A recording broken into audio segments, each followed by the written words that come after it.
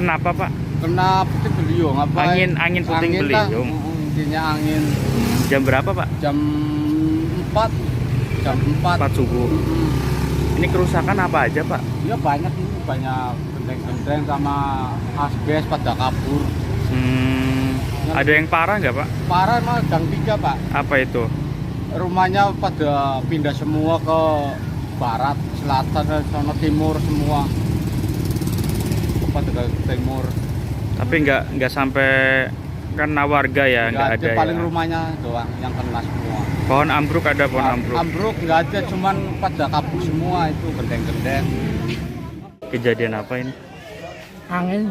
Angin kenceng Pak. Pas Puting beliung sampai ambruk lah. pas kejadian Bapak di Sama lepas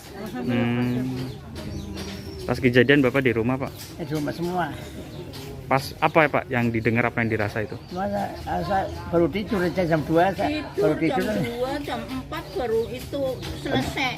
Ada Anginnya- suara gitu Bu. Iya, suaranya. Ini kalau rumah Bapak yang rusak apa aja Pak? Gendeng-gendeng Udah, sama maling. sama terbang terus ini Garpalung, bangunan Garpalung. Jangan lupa follow, like, dan subscribe sosial media Tribun Jateng.